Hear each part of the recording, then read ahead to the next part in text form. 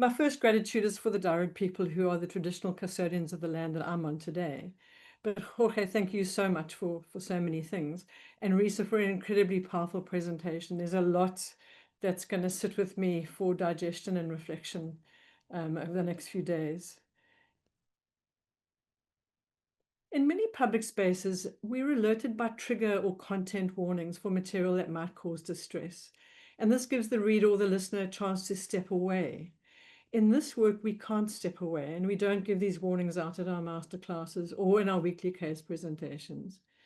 And we assume that everyone here has a form of self-care or reflective practice or personal therapy process that will assist in managing any responses to what is told, and thus better prepared to listen to stories that are difficult to hear. They're also difficult to tell.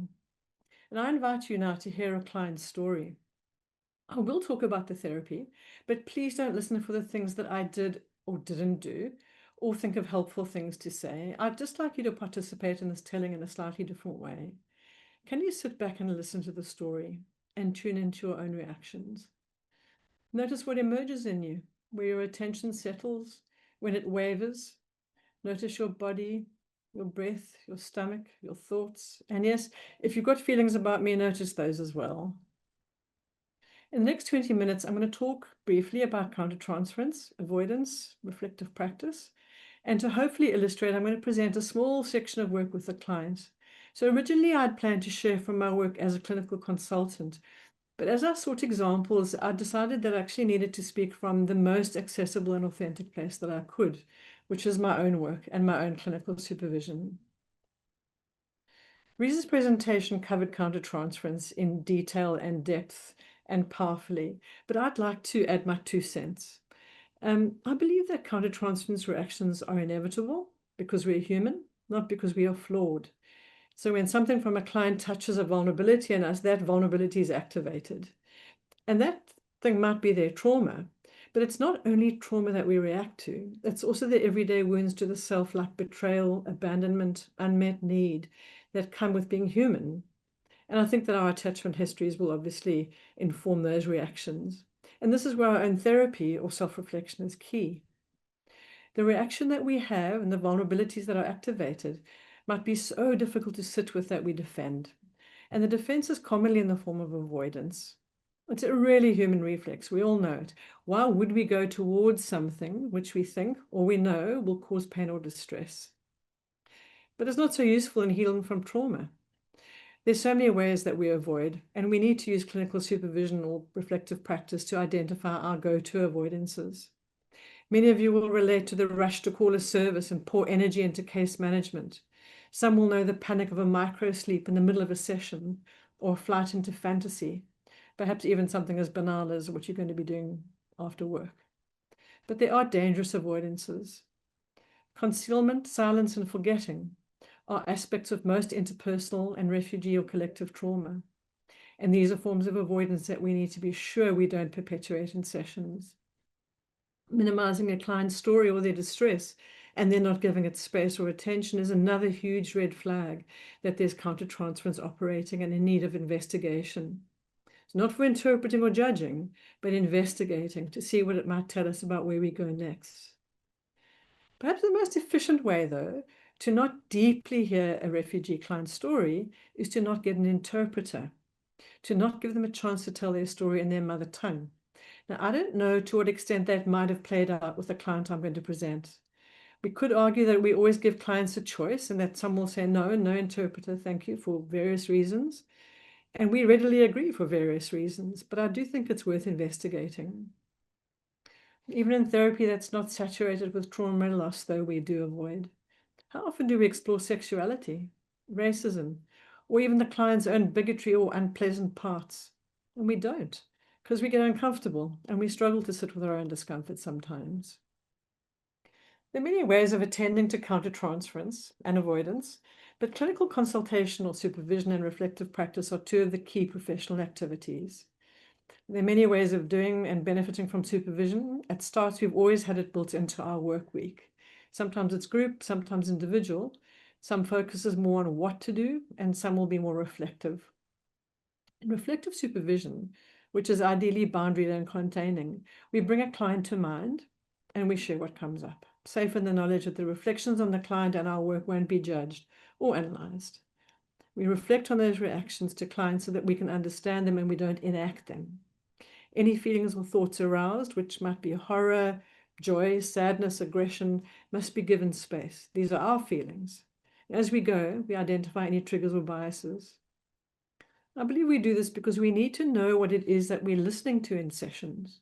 And it might be that some of our deeper responses shout louder than client need or professional judgment. So in summary, for me, supervision as well as our own therapy helps establishing a boundary between myself and the client's self. And this happens when I'm able to identify my own private demons and tears. It also can bring some relief for my emotional responses, so minimizing the chances of acting out in the therapy, and can also help me work towards changing those things that might inhibit me accurately thinking about and engaging with the client.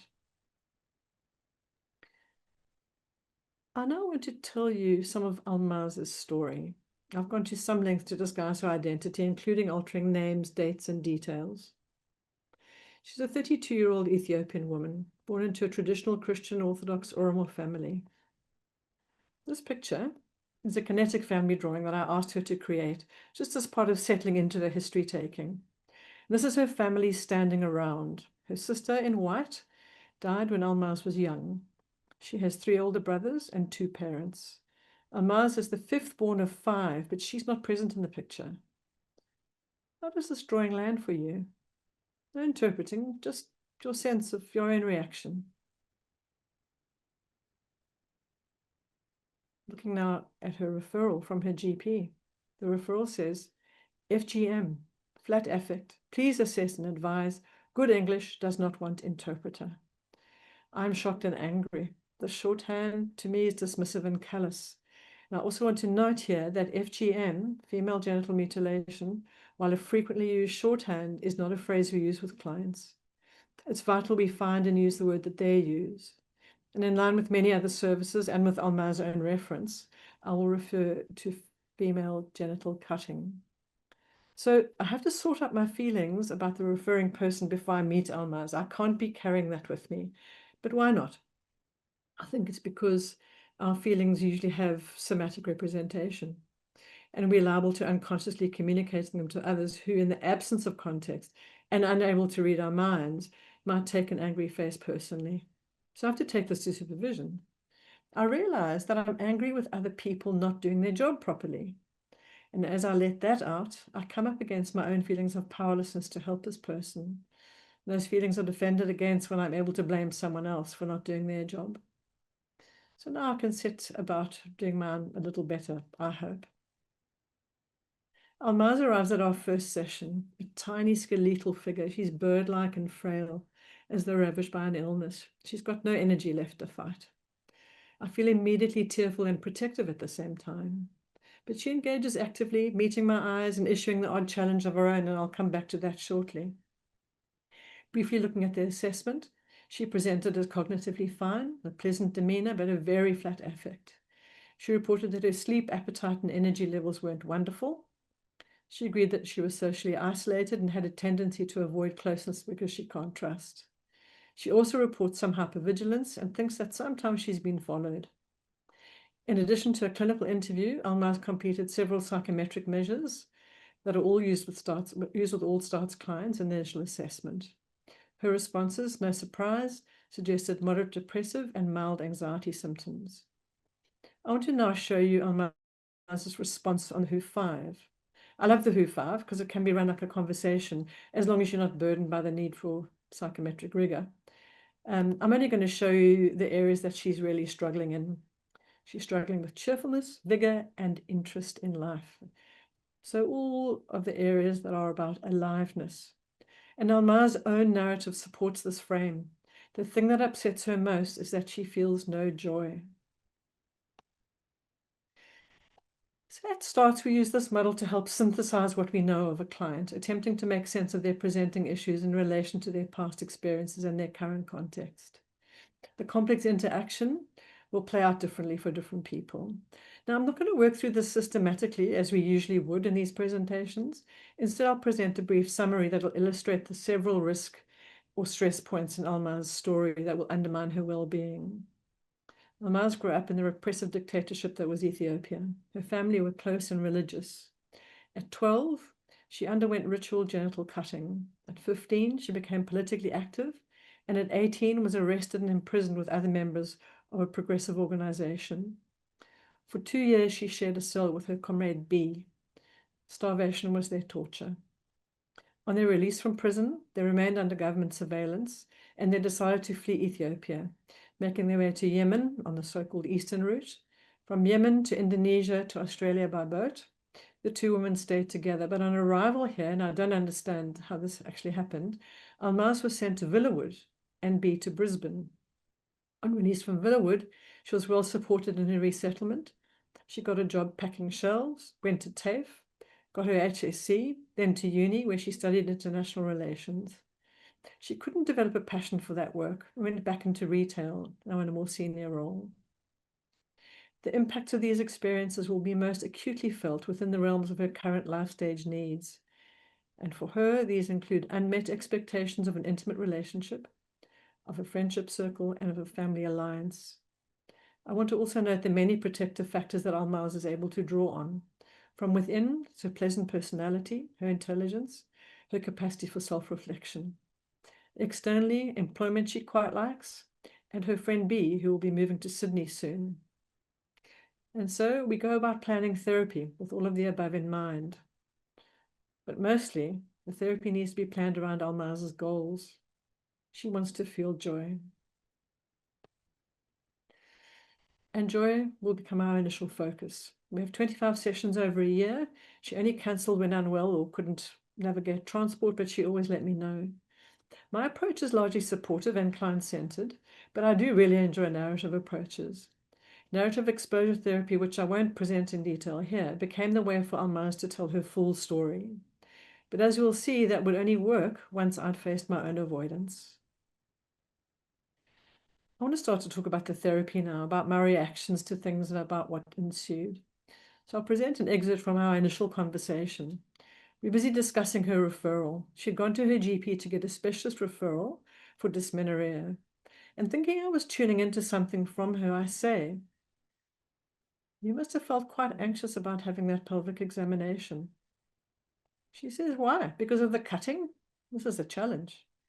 I say, "Is that something that you plan or want to talk about now?" Very flatly, she says, "I'm okay, really." Now, I'm aware of a discomfort starting to build in me, and I don't want her to feel it. But then she says, "It's what we all had." And she's not wrong. She was cut at 12, and 24% of Oromo girls under the age of 14 have been cut. And now at 32, she joins the 65% of Ethiopian women aged 15 to 49. And then she says, "For some, the cut is small." And I'm suddenly aware that I can't read her. I'm struggling to think about what she's saying.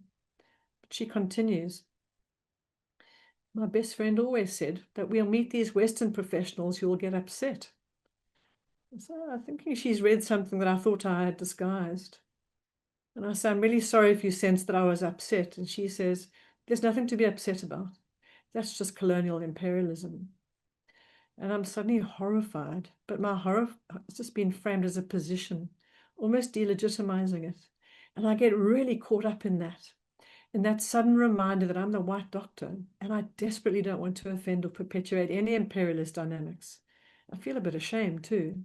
So consequently, I miss her language. She has said for some the cut is small. I don't know how it is for her. I gather myself by adjusting our focus on what we, I think, refer to as gratuitous interventions to settle ourselves. So I come back to discussing what she might be able to get out of the therapy. And I confirm that we could meet again many times to work on the things that she does want to focus on. This first session is followed by many more, in which I park all of this and we set about creating the goals. As I said, she wants to get her joy back. And that feels like a nice thing to work on in therapy. So we explore her history of joy, when she last experienced it, how she feels it. There is drawing, there is drumming, there's a general freeing up of things. And I feel a lovely therapy is emerging. But Alma starts to have nightmares. And in supervision, I'm defensive. My supervisor keeps saying, don't forget the core wounding. And I say, well, maybe we can still find the joy without going there. He says, maybe, but let's check about your specific reasons for not. Now, I'm pretty sure I'm not scared of trauma. I feel I can accompany her to a memory of prison, even to a memory of the event of the cutting. And he says, okay, so it's fantastic that you feel prepared for the brutal material. But let's look at why you haven't gone there yet, particularly with the nightmare starting to come. And I say, well, look, she warned me off. Did she, though? He says, I thought she just roasted you as a Western professional. And she also gave you an in when she said, for some. Perhaps it's time to find out how it is for her. This directness, his trust that I can tolerate the confrontation, paves the way for a clearer articulation of my feelings. I'm angry. I'm angry with her family, her comrades, her community. How could they all betray her? And I've got to get that out in supervision so that it doesn't spill out into my work with her. At the same time, is any of my anger also a little bit of hers? And how can I carry it for her until she can? I also bump up against shame. Am I going to be culturally clumsy? Am I going to be the white doctor who tells her what is wrong with her? But the shame goes a lot deeper.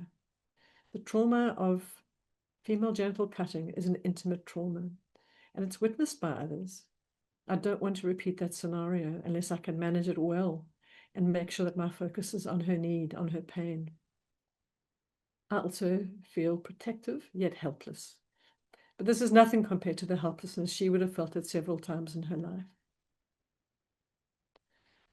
I also feel that the pain of betrayal is going to be my soft spot and hence my blind spot. Actually, my blind spot was triggered the moment I saw her family drawing that I showed earlier. It didn't hit consciousness for me then. It was a picture of a family, parents, older sibs standing by, the ghost of their deceased sister present, but the self of the living Almaz was already absent. Once I can say this in words and supervision and in my own therapy, I'm a little more able to be present for Almaz when she faces that scene. So what do I do with this? So the therapy towards joy is proceeding, as I said, quite nicely.